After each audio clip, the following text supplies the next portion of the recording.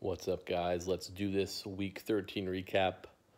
Coming off a week where a lot of things were decided, the Dirty Sanchez, the last three playoff spots. Fun week coming down to the last Monday night game, so let's dive into some of these matchups. First off, we have Mikey T versus Mike Wyckoff. Wyckoff puts up 147. Mikey T puts up 90. Mikey T is the president of the under 100 club this week with the lowest score. Wyckoff gets about 28 from Nelson Aguilar. If I would have told you that last year, you would have never believed it. Nelson Aguilar scoring 28 points. But either way, Wyckoff strolls into the playoffs. I believe this is his first time in, so congrats to Wyckoff putting in some dedication, a.k.a. not starting Leonard Fournette sometimes starting him when he shouldn't have been started, but either way, Wyckoff gets in. Mikey T loses, but still makes the playoffs. Next matchup, we have Hofstetter, Hofff, versus Kajay Cage. Hoff puts up 166.2 to Cage's 147.7. Heartbreaking loss for Cage. He would have beat most other people besides Costas and pretty much Hoff and Kevin. So, if Cage would have played most anyone else, he probably would have been in the playoffs over everyone. So, tough loss. Again, Hofstetter, I think people have to be scared. Alvin Kamara, almost 30 points. Your wide receivers are looking good. But again, Cage, a loss. So, could not make the playoffs. Tried his darndest. Next up, we have Pop Secret, a.k.a. Kevin, a.k.a. leaving $44 left a couple years ago on the auction versus Lumsky. Kevin, 177.2. Lumen, 143.3. Just want to give a shout out to Lumen right here. He has not the best record, but there's been a lot of games where he's put up at least 140, and he's just not getting wins because of his matchups. So Lumen gets the loss. Lumen's biggest struggle this year was the wide receivers. Drafted heavy on running back with McCoy and Bell, but Bell can put up 30 points, but it can be tough if our wide receivers don't do the rest. So shout out to Kevin. Travis Kelce, 25.4 points. Kevin looking strong, securing a playoff spot at 7-6. Kudos to you, Kevin.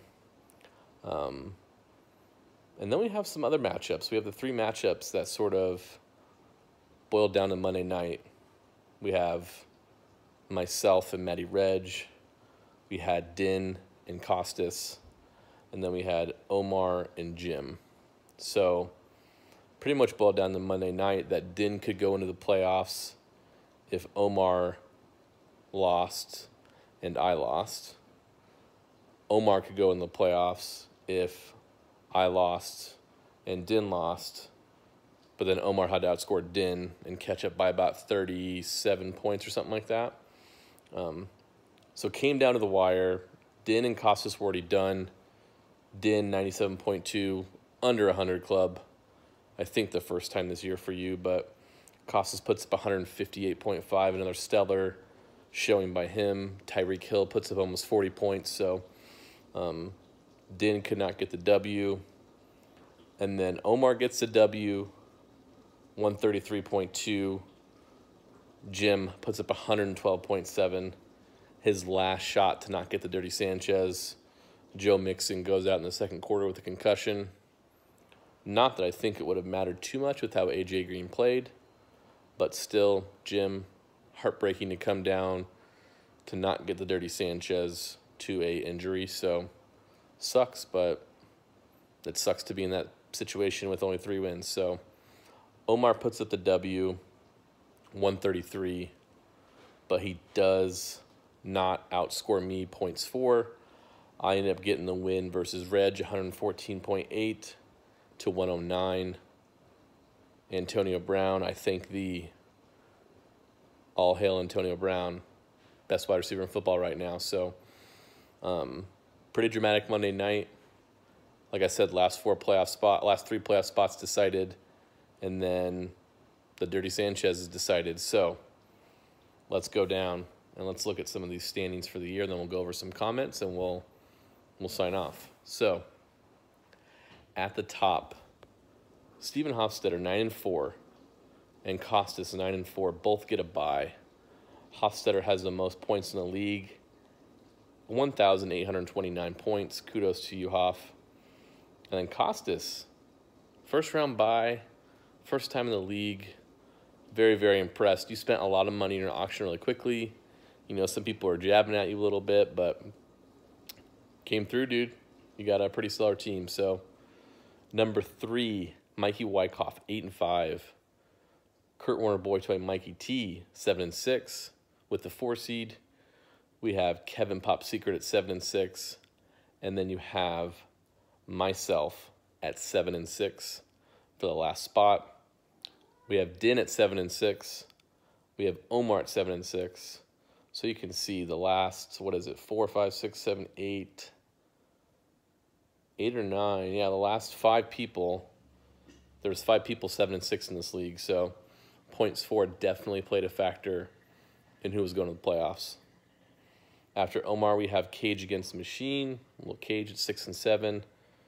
Matty Reg at 5-8. Jason Lumen at 3-10. And at the very bottom, Jim Malardsky rocking a 3-10 with a measly 1,483 points. Lumen had 1,552 points. So, Jim, the Dirty Sanchez is all yours. I know you cannot wait to take pictures in public places next year. We'll have to find out who the champion is to see how many pictures you will have to take. At the minimum, it will be 4 pictures. At the most, it could be 6, depending on who takes the crown. So that's the standings for the year. Let's go into end-of-year comments for regular season with some people. So Mikey Wyckoff says, probably the best fantasy season I've ever been a part of. Thank you. To everyone who contributed to my success this year, shout out to my boy Cage and his strong playoff run. Many would have folded their hand, but you went all in. My heart bleeds for Jim and his Dirty Sanchez. Just a blip in his fantasy career. See you next week, Gun, for round 3. So Wyckoff and I have played each other twice this year. Wyckoff has won both times. So I'm going to get a W. Hoff says, I'm on vacation this week. I don't know if that was him actually saying he was like not working this week and he was busy, or if him just saying I'm on vacation because of my bye. I'm hoping it's because of the bye because, yeah, it's a pretty good one, Hoff. Omar says, I'm happy my team improved and I'm excited for next season. I know Omar has some keepers he's pretty happy about. I know he was bummed he didn't make the playoffs, but AJ Green almost did it for you, dude. Costas says, great season, super competitive all the way down to the last week of the season. In full agreement there, Costas. Cage said, it doesn't feel great to miss the playoffs, that's for sure, especially after digging my way out of the cellar, but I'm proud of my season nonetheless, and we'll be back stronger the next year. My 2 trades saved my season, but special thanks to Omar for trading me Ingram and Miller for Diggs and some peanuts. LOL. Kevin Moore says, a clutch performance to help make the playoffs, popped on the scene, and now ready for the playoffs. Mikey Din said, probably the most disappointing season I've had with the Gentlemen's Club. Season started with DJ getting hurt, and I have been playing running back roulette all year. Kudos to those that made it to the playoffs. I predict that Costas will win it all. At the end of the day, this is not the competitive yet fun league I've been a part of, and it gets better every year. I think he said this is the most, not is what he meant to say. So at the end of the day, this is the most competitive yet fun league I've been a part of, and it gets better every year.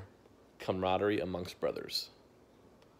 Reached out to Lumen. He said, frustrating season, not as upset on missing the playoffs as I thought I would be.